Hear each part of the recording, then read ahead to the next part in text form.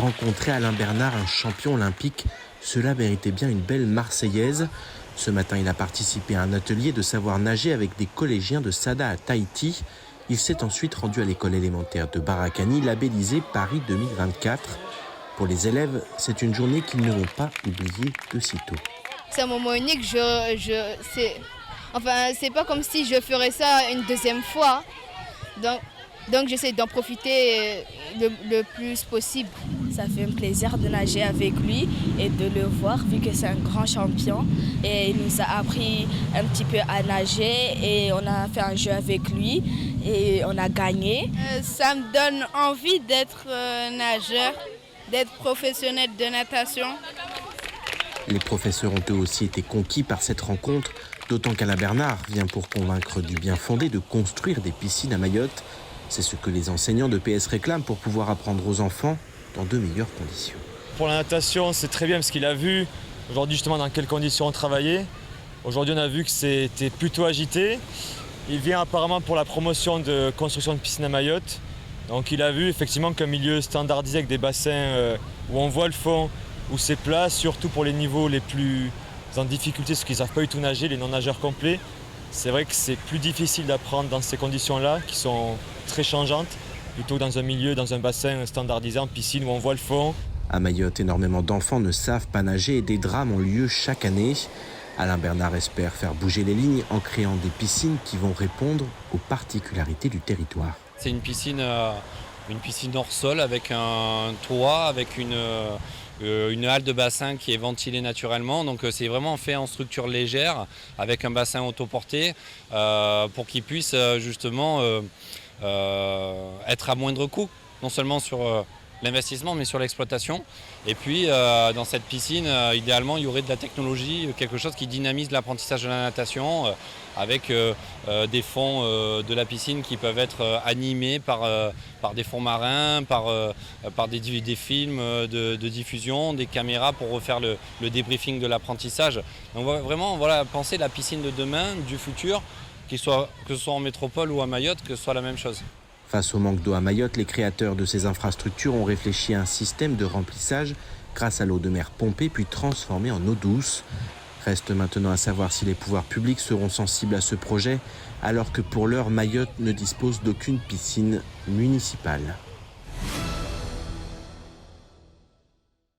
Quelle est la vocation de la prison ?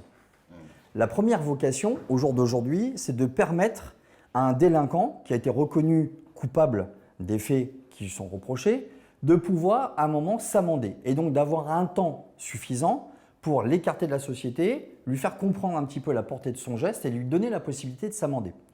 Mais c'est qu'une des vocations de la prison. La deuxième vocation, c'est également de se préserver des actes délinquants qu'il pourrait éventuellement réitérer s'il était dehors. Et donc, pendant un temps certain, de s'assurer que ce dernier ne nuira pas à l'ensemble de la société.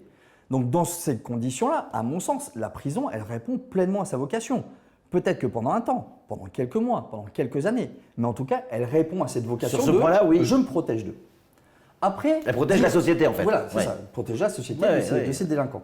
Après, dire qu'aujourd'hui, la prison offre des conditions de vie qui peuvent être meilleures que celles que l'on rencontre dans certains bangas. Personne ne peut dire le contraire. Voilà, dans des zones qui sont effectivement très précaires, où on voit des gosses qui jouent sur les tas d'ordures, pas d'adduction d'eau, l'électricité qui est repiquée, voilà, des bouts de tôle et de bois pour pouvoir faire tenir la maison.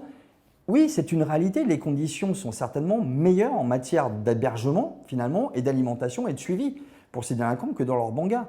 Malgré tout, on leur prive de leur liberté, quoi qu'on en dise. Le RSMA a organisé ce jour un séminaire autour des métiers du BTP. En effet, le régiment du service militaire adapté propose pas moins de 9 formations inhérentes au métier du bâtiment. L'objectif est triple pour nous. Le premier objectif, c'est de présenter le RSMA. Beaucoup à Mayotte connaissent le RSMA, très peu en connaissent le fonctionnement. Il était important pour nous de détailler le fonctionnement et la manière dont nous, militaires, on aborde notre mission de formation et d'insertion de jeunes Mahorais. Le second objectif, c'est d'échanger avec les entrepreneurs. C'est important d'avoir leur vision, leurs besoins aussi, de façon à identifier les axes d'amélioration des filières, enfin que nous devons apporter aux filières, de façon à adapter nos jeunes du mieux possible au marché de l'emploi. Et enfin, le dernier objectif, c'est de permettre à nos stagiaires de rencontrer les entrepreneurs, leurs futurs patrons de demain. Lors de ce rendez-vous, les jeunes volontaires peuvent discuter directement avec les représentants des entreprises qui viennent à leur rencontre en délégation d'1 à 5 personnes. Une sorte de job dating qui permet aux entreprises de trouver des jeunes à la fois compétents et motivés. Nous, on a un domaine assez spécifique, c'est-à-dire en général, ils font de l'électricité, comme on a vu là-bas, c'est plutôt de tout ce qui est domestique, mais on a une spécialité qui est la domotique, que je pense qu'il faudrait développer, parce qu'aujourd'hui, dans toutes les maisons, vous voyez, on a des vidéosurveillances, on a des alarmes, et là-dessus, je sais que moi, j'ai vraiment du mal à recruter dans ce domaine-là, parce que c'est quand même un domaine un petit peu spécial, qui est très important, puisque ça responsabilise les jeunes, et aujourd'hui, on a du mal à trouver ce personnel ici à Mayotte. Ce rendez-vous permet aussi aux professionnels du secteur de se rencontrer et d'échanger sur leurs différents corps de métier. Pour moi, c'est une bonne opportunité parce qu'on crée des liens. Pour moi, ça rassemble beaucoup plus d'entrepreneurs. Donc du coup, voilà, c'est nous qui sommes dans le milieu de l'entrepreneuriat, donc c'est bien d'être bien entouré. Donc voilà, moi ça me porte le partage et voilà, de connaître des nouvelles personnalités. Près de 300 000 emplois seraient aujourd'hui vacants dans le BTP en France. Mayotte ne fait pas exception, notamment au regard des grands projets de construction à venir.